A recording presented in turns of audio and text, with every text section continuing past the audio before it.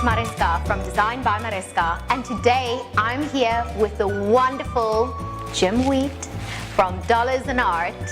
Welcome to the channel, Jim. Absolute pleasure to be here, thank you. You're most welcome. Would you mind introducing yourself to our audience and just tell us a little bit about who you are and what it is you do? Sure, so my name's Jim Wheat. I am the founder of DollarSandArt's, and DollarSandArt's looks at dollars being the money side of life. Sand is a reflection of who we are as people, all the same on the surface, but when we look down into each grain, we're actually very different. And the art is making a living out of that passion of people and life together in a creative way.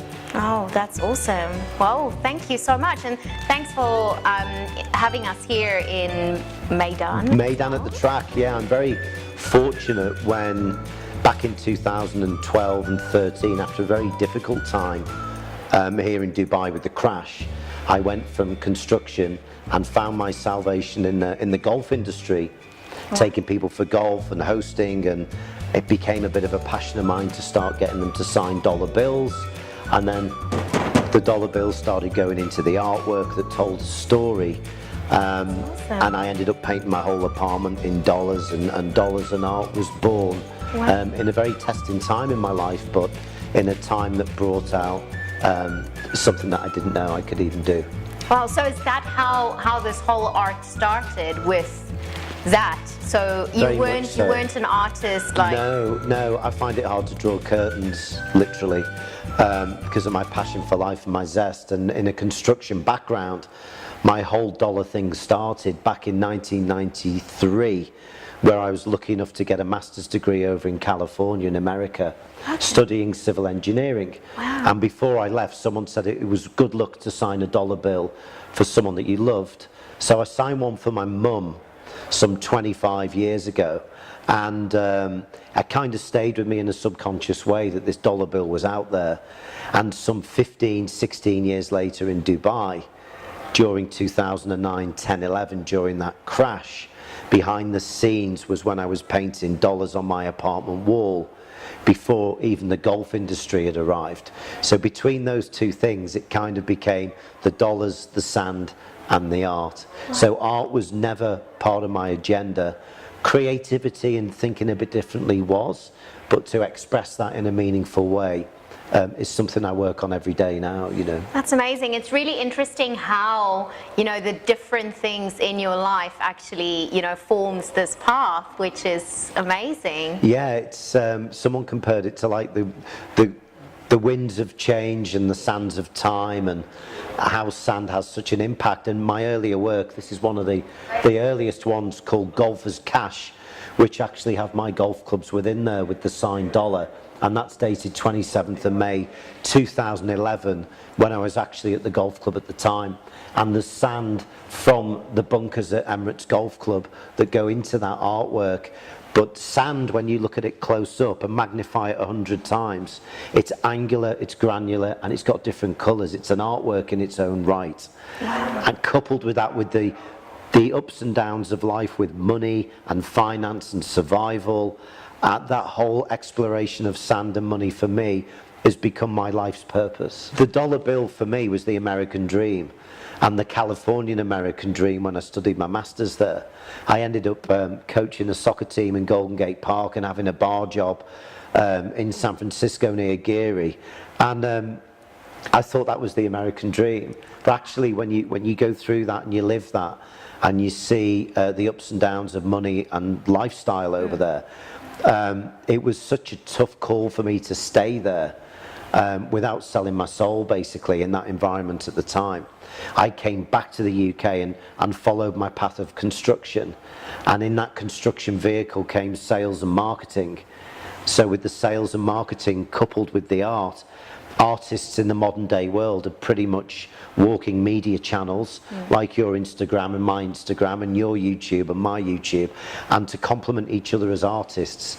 I think it's a really powerful time for us. Yeah, indeed. Whereas if I'd have been alive 300 years ago, humbly painting away in my little cottage in the countryside, I'd have probably gone insane, because I wouldn't have had that gratification that that media gives us, you know. That's true, because nowadays you can do an art piece, you know, you can give it to someone famous, or someone famous buys it from you, Yeah. and there it is, there it's made, you know. So yeah, social media is really been helpful. I feel when you use these social media as well, you kind of have to be a good artist, and you have to have good media skills, and then you'll make it. I think, but you know what? I've got a real gripe at the moment about how false a lot of it is. Yes. I think there's a lot of people that are photoshopping false lives that don't exist. I've just had a very long and dark winter in the UK, and I hustled down and I still painted the bright colours in the garage, and you see in Instagrams from all over the world, and it's this certain picture that's portrayed. And I think the more of us that can come out with a degree of vulnerability from the heart and reach out to people, and as an artist that's making a living as an artist, absolutely right, I'm going to get brands to work with me. Absolutely right, I'm going to add value to other people's businesses. And absolutely right, I'm going to hang this on the wall, and it is for sale, and we can work out a deal. And no, it's not barter. Show us the colour of your dollars. And I think that's a modern society that we live in, and artists have every right to charge for the work and to charge for the time. So my whole celebrity trip, from Donald Trump to Wolf of Wall Street to Piers Morgan to Ronaldinho, the footballer, and on it goes and on it goes and on it goes. That's so I could be heard at that time for my Heroes and Villains exhibition that looks at both sides of the coin. But when I was working with the labourers on City Walk, the taxi driver, the guy at Epco train station, I'll be doing well in this country, the guy at Epco petrol station from Nepal, and the backdrop guys, there's a guy called David down at Meydan, he's one of the backdrop supervisors, and his team are doing a great job. All these people that make the world tick when we're not seeing it, none of that really got any attention for me. What got the attention was me and Donald Trump when he got to sign the dollar bill. And he was a businessman 5 years ago. He wasn't the 45th president of America. But when he agreed to sign the bill, thankfully, this is a Monty Grappa pen, all I had was a Sharpie. And when he signed the dollar bill, he said, I'll sign the dollar bill, but I get to keep your pen. Oh, really? And I said, Mr. Trump, this pen's worth more than $1. So could you sign a $2 bill as well? And he went, oh, okay. And he signed both of the bills. Oh. And that was one of the big triggers in the Heroes and Villains, because even him and I were trading, and it was at the start of when he was launching the Akoya residence at Damak. Oh, okay. And he had all his investors there, and I made it my business to get to him, to get him to sign the dollar, to put the artwork in the show. But that second dollar is now getting launched in California in my 7th dollar project in the summer of 2018, and that is the right ground and context to do that. The first one sold at DIFC some 3 to 4 years ago. It was launched 4 years ago and sold 3 years ago. But an amazing time in history where access to celebrity and access to all levels of society. And I'll take you back to a Queen Victoria quote who said over 140 years ago, beware of artists, they mix with all levels of society. Yeah, that's true. And it's so true. It is, it's so true. I mean, with what you're doing now with your whole, the 30 days of recycling campaign is phenomenally inspiring. And then that other side of the coin, there's things in life that hit your heart, and there's a lot of things in life that hit your head, and a lot of things in life that stay on your phone. And I think the arts are a great way of breaking down these barriers and exploring the kind of untrodden path that lies ahead. Indeed. You know? Indeed it is. Do you always have a dollar with you? Yes, I normally have several dollars. I've got people used to laugh at man bags. I've had a man bag for about 7 years. And in my wallet at the moment, I will have, yes, $2 bills. I always take 2 with me because of what happened with Trump. Okay. I tend, if it's a celebrity signing, I'll tend to get them to sign 2. So, for example, Lewis Hamilton, the F1 guy, he signed a couple. The Wolf of Wall Street, Jordan Belfont, he'd had 4 Red Bulls. He signed 8 banknotes for me. And with Ronaldinho, the Brazilian footballer, he signed 8 different banknotes from 8 different parts of the world. So that has an whole story within itself. And the other side of the coin with me carrying the money, it's not just about that celebrity hustle. That's more about adding value to what they do and who they are and capturing them in their prime. But it's also about gratitude and what money is about. We look at Bitcoin, we look at cryptocurrency, we look at people that have flipped and made millions allegedly, we look at people that got in late and lost a lot of money. There's always that new thing to chase. Yeah. But I think as a society, I'm starting to sense that we're going more and more back into the days of barter, back into the days of some of the stuff I launch on Instagram with a print, who wants an early bird rate on this artwork. People will come in and offer me barter. It could be golf clubs, it could be certain escapes in a hotel, and the things that come out of this when you're not just fixed on that cash exchange are very interesting. Because I mean, now with social media, you do get a lot of influencers, like you know, that will do certain post or anything for either a fee or, like you said, you know, a hotel stay. Yeah. Or so it's not, like the money transaction is not something that's always happening, but there is some sort of transaction, and Absolutely. it's really interesting. It's interesting to see how it's developing, and you know, kind of you can bargain with anyone, and that's one of the things which I am firmly believed in, that you can also reach out to anyone. With social media has made it so easy that you know, when you look at certain people, like I've reached out to so many celebrities, and with that, I mean, like one of my pieces is in Trevor Noah's art collection. So just by reaching out and going that extra step, which wasn't possible 10 years ago. Like 10 years ago, you would have probably, like, you know, go to find out where they stay at their hotel, maybe stand there with like a sign or something. Yeah. So I think things has definitely, with social media, has become easier, but still I feel there's a lot of people that don't utilize these tools to the utmost. And I think the way to look at it, we're all walking media channels now. Every one of us that has access to basic technology is a walking media channel that can add value to other people's lives, that are thinking, if they're 5 or 55 years old, certain things in their life and certain goals as human beings that gets them up in the morning will get them activated and get them going. And I think it's nice to share what we learn along the way, as everyone now on Instagram's an entrepreneur. Exactly. I don't know anyone that's not an entrepreneur, and it's entrepreneur. I know certain people in business have had business gifted to them from the families. They haven't got an entrepreneurial bone in the body.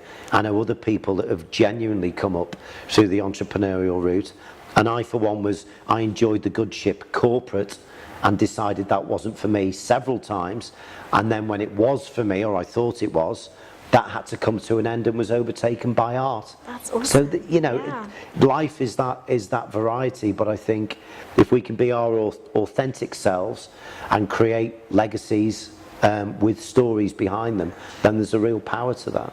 So I really love your disruptive and serial collections.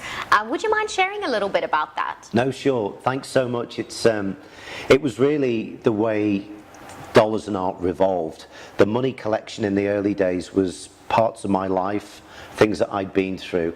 The Intergalactics in 2014 was about space and my journey. Then back in the USSR with the Russians, and then back to Heroes and Villains with the dollars. But each one had a story, and it was quite collagey, the work. And then I got interested in the sort of printing process of risograph, screen print and digital. And the result, pretty much from the disruptive perspective, was your kind of pop arty, almost like flying the dollar back into Warhol's face. And there is one of these of Warhol himself, and of course the man himself, the disruptive of modern day times, whether we love him or hate him, is Donald Trump.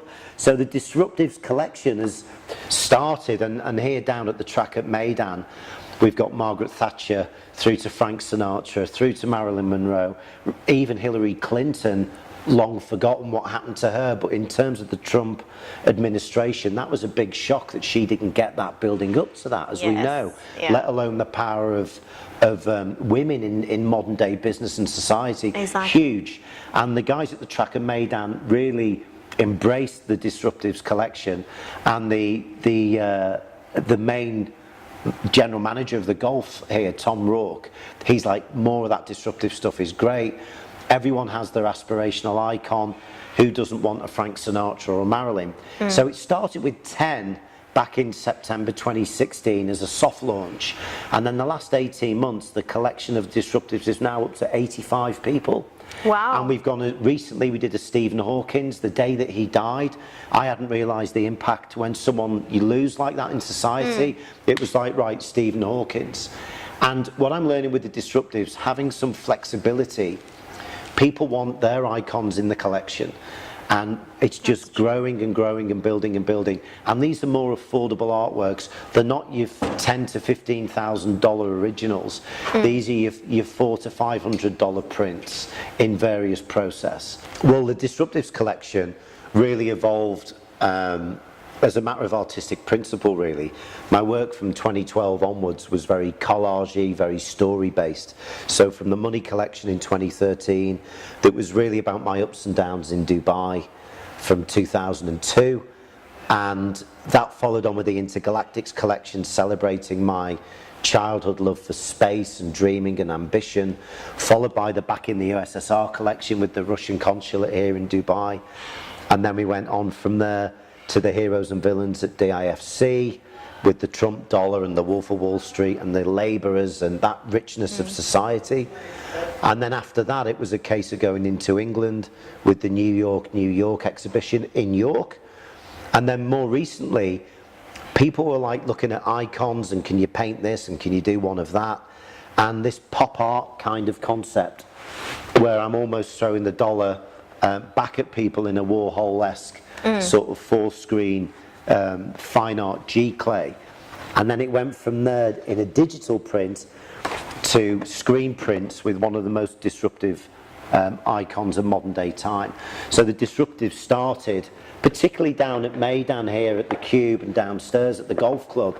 It was all about icons of yesterday like Winston Churchill, Frank Sinatra, Marilyn, and then right through to Margaret Thatcher, Hillary Clinton, giving, you know, the voice of women. That's something in the Middle East is very prevalent and important right now. So people can see all the artwork here at Meydan? Yeah, it's free to come down, and what's great about Track at Meydan, it's accessible for golf. There's no membership fee, you can just come and play, and combining sort of sand and art and golf. I'm now doing disruptives of, you know, your Rory McIlroys and your Arnold Palmers and your Gary players, and it's great to personalise that for people. And I'm now getting requests for people to do their own disruptive. Okay. To say, you know, we want icons on the wall. Nelson Mandela's a very popular one, for example. From all walks of life, there's certain leaders that stay with us in life. And then from there, the disruptives was quite heavy hitting, and at sort of a similar time came the cereals collection. And with me having a name such as wheat, the cereals I had as a kid, laced full of sugar, I wanted to do my own version, sort of packed with dollars and art, like life, you know, like life and people and the sand around it. Those times at breakfast as a kid, having that cereal, and sometimes when my energy was low, I'd have it for supper at night. Yeah. And you look at sugar in society and diet and how many vegans are now getting involved in society. It really made sense to do something pop art and fun, and also make art accessible in the kitchen. How many people have art in the kitchen? No, not a lot. Not that many. Yeah. They'll have a calendar and a notice board. And so the cereals collection with various interior designers is really, really exciting. But I'm glad those recent collections resonate with you, because it's visual and it's fun, and it's they're affordable prints at the end of the day, you know. That's awesome. Because the cereal range, the cereal collection, that reminds me so much of the cereal boxes that you know, the guys from Airbnb actually made. Started. You know, Obama O's and all of those things to actually get funding to be able to pay for their credit card. So it really reminded me of that, and I was like, that's awesome. It's like really, you know, taking something that everyone knows and seeing it in a different way. Yeah. That's what I really like about it, because when people look at it, some people would think, wow, this cereal, oh, this is cereal, how brilliant is that? So I quite like that. It's really, really awesome. Great collection. No, cool, thank you. And it's knowing when to stop, really. I've now had requests for variety packs, and because you remember I used to think it was really posh yeah, at the people's, small ones. the little small boxes. I know, with extra packaging. With extra packaging, so we need to keep it easy on that. And my next project, summer 2018, will be down on the Californian coast, where I first signed the dollar way back, as I mentioned earlier, and that's going to be cereals and disruptives, but it's got to be relevant to that part of the world. So there's one called Sugar Smacks that I've done that has various social connotations throughout the world. That's sugar high, that's sugar hit, and I've got to get the balance of what cereals resonate with Americans. The tour starts off in Sacramento, then to San Francisco, and I remember when I lived there near Golden Gate Park and Haight-Ashbury, it was all about the cream of wheat, and they called me the cream of wheat, and wheat like the cereal, and so I can look at the cereals for that market and localize it. And Krispies and cornflakes and Kellogg's, they're global anyway enough. So those two collections are a lot of fun, and the private commissions still continue with a heavy story, but ultimately it's a balance of both, you know. Exactly, that's brilliant. No, I'm really looking forward to that whole experience. Like, I absolutely love California. It's one of the most beautiful parts that I've visited so far in the US. So yeah, very excited. So we can probably follow that whole thing on your social media as well? Yeah, sure. It's all Dollars and Art. I do a lot on Insta Stories these days because it's instant and it's the story. Yeah. I'm getting back into uploading on YouTube and stuff. I follow your stuff. It's brilliant, particularly the challenge that you're doing now. And I think it's great that artists have got the conviction and the courage to put themselves out there. And it's a balance, you know. What I personally love from it is you can upload something now and it's there for forever and a day. You know, we're making history now by talking about this, and we'll look back on this in 2020 when the expo's here in Dubai and you're on one pavilion and I'm on the other, and we're high-fiving each other as recognised artists in the regions. And we've gone about it in very original and courageous ways. And when you see someone that mirrors the sort of conviction of it, I think it's inspiring for both, you know. Exactly. No, that's true. So also another thing which I was wondering, so you are based in between the UK and the UAE, or pretty much? I'm spending like 50-50, not or even that. Not even that. I'm looking at a lot of Europe in the summer. I'm in Moldova, underneath a wine cellar doing some painting there. Obviously the California thing's kicking off. Resident artist at Meydan's absolutely great. I've got work going back in at Tribeca at the Jebel Ali Hotel there near the marina. Thursday I'm at Incas Private Vehicles and Security, so they bulletproof all the high-end cars through the Russian community, so I've got work going on there. So there's always plenty to kick off, but probably look at down in Abu Dhabi, and with the owners of Meydan Golf, obviously Meydan Hotel, the management company behind them are called Troon Golf, and they've got golf courses all over the world. So it really is, I think in this day and age, for me personally, it doesn't pay to be in one place at one time. And with the joys of social media and what happens, I'd love and don't want to give up on the UAE and say, I've done my exhibitions, I've sold a bit of art, I'm gone. I want to be here adding to society and the community, whether that's through golf or art or brand activations or even workshops as well. I've got a couple of those coming up in different schools and stuff, and just to talk about the aspiration behind it. And one of my tie-ups recently is with a clean living company that do the way that you eat the certain broth and get collagen in your diet, and we've connected, and the grains of sand have aligned there, and it gets me into some very interesting places, both physically and metaphorically, you know. That's wonderful. Yeah. Wow. Well, that's cool. Let's see what other questions we have. I think we've covered so much already. And yeah, just okay, so there is what inspires you as an artist? And yeah, so let's quickly. And my favourite artist as well was there. Sorry, yes. My favourite artist, which I know. So it's what inspires you as an artist. If we are going to your house today, what artwork would we find on your walls? Oh, cool. And then, other than being an amazing artist, what other jobs have you done?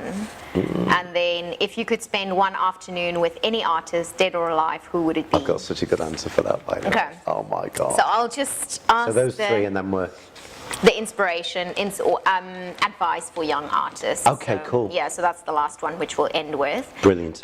So yeah, so let me just, so what inspires you as an artist? So, Can I cut it and start because it's already at 10 minutes? oh, okay. Yeah. Let's cut it.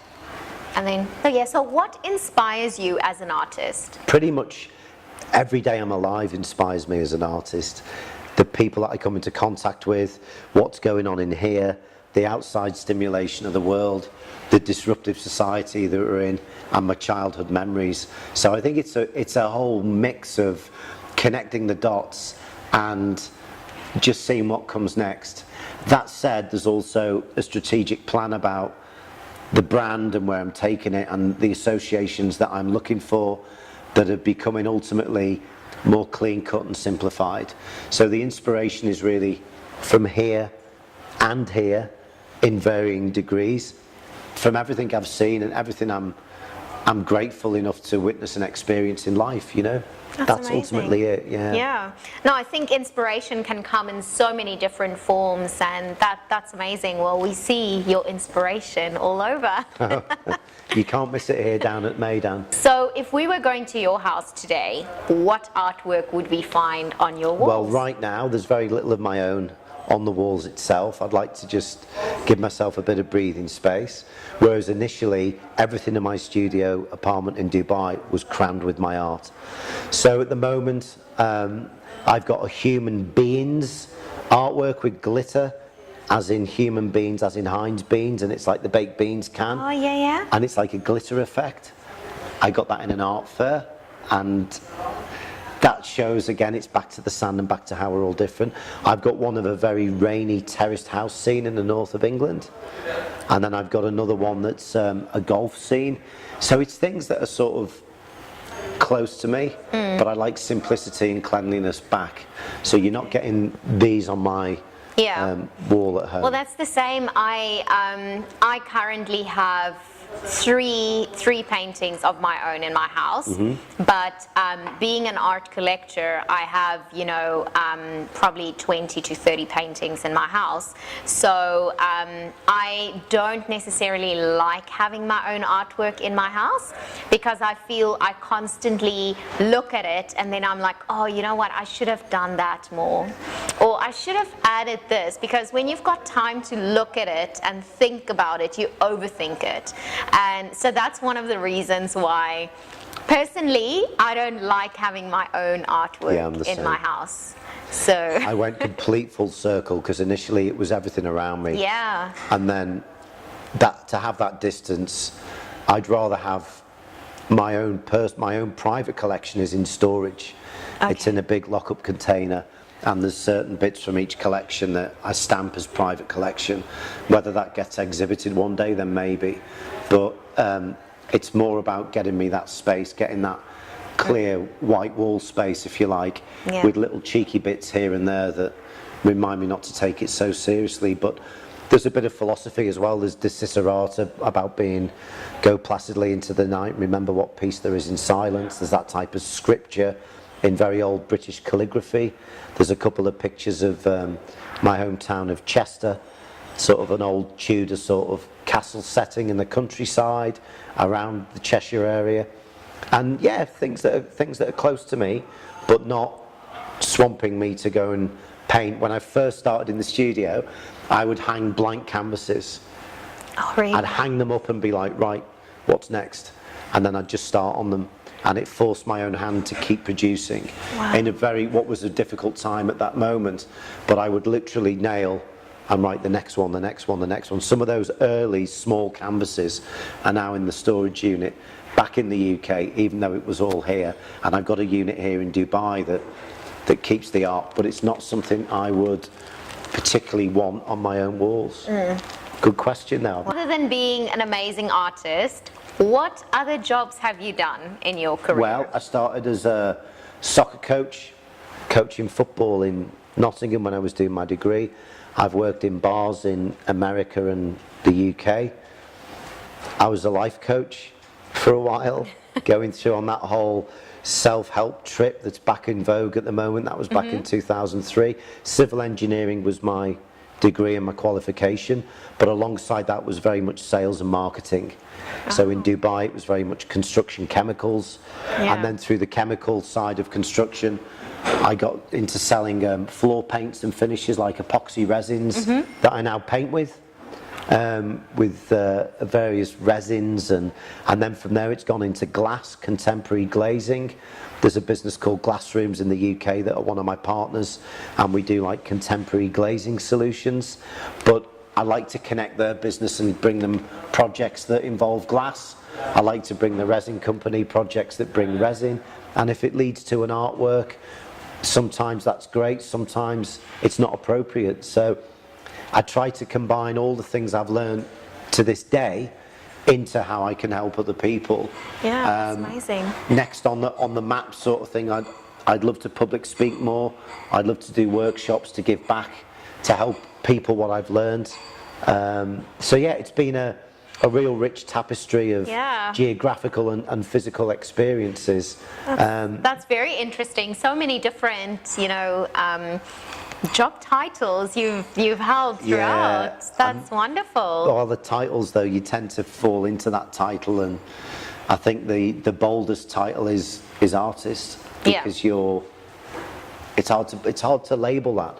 When you're sales and marketing director of company X, or you're brand ambassador for them, or your business development, that's all well and good, but you could spend one afternoon with any artist, dead or alive. Who would it be and why? Well, I'm going to, because I'm in Dubai, and at Design District 3 there's an immersed Van Gogh experience down at D3 the live. in VR. So I'm going to go and do that, because Van Gogh was very much a tortured soul and painted very dark towards the end and about his own sort of demise. Absolute genius. So my answer would be Van Gogh, and I'm going to go and do it next week. Oh, it's amazing. In an immersible VR experience. It's really awesome. It's such a great exhibition. I saw the one in Abu Dhabi and now the one in D3 as well, and it's worth a visit. Definitely going to do that. And I went with my outfit, and it was very interesting.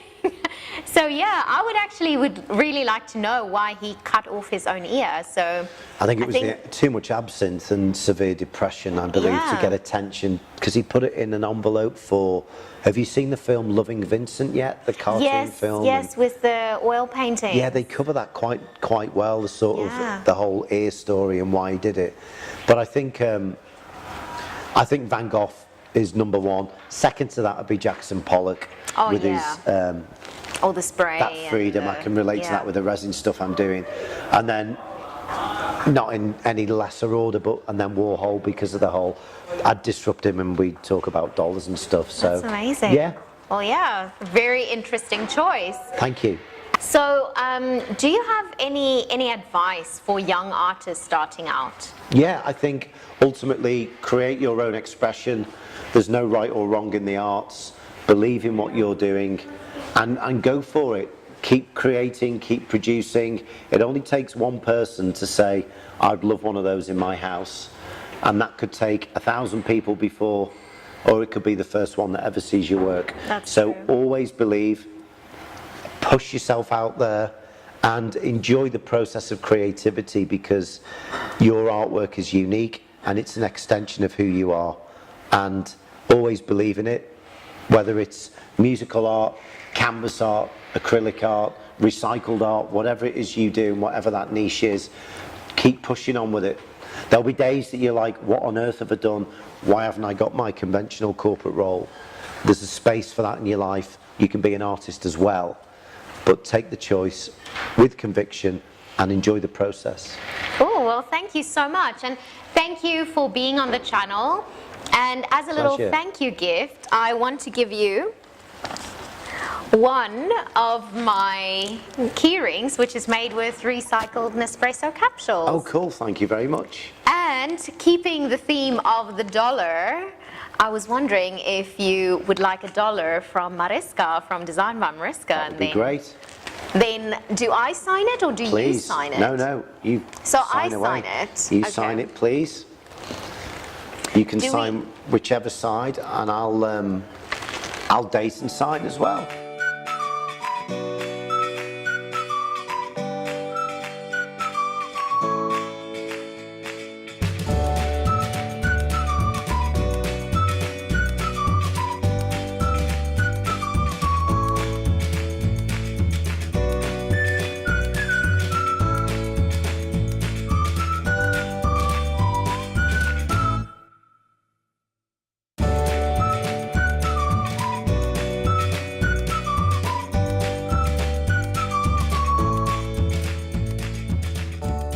So Jim, thank you so much for being on the channel. Absolute pleasure. I really appreciate it.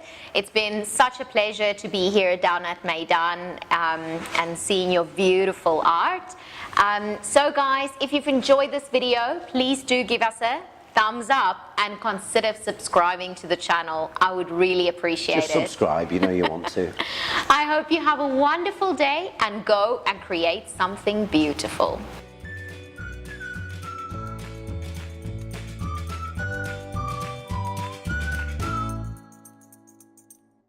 Sorry about that. Normal service is now resumed.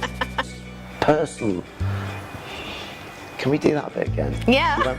Someone went past with a trolley and I was like... Okay. We are running out of battery. That's not surprising with me. Yep, you just zip that open. Oh, sorry, it is that side. I just don't have my glasses on. So... David, you're a legend. I'm going to get you a pay rise for this, by the way. I've got your back, man. Fonzie, you lost weight. Elvis. You lost weight, Elvis. A little bit. You lost a lot of weight. What have you been doing? I was not like this. No. How things good? Good. Just doing video. You want to be in it? No. Okay.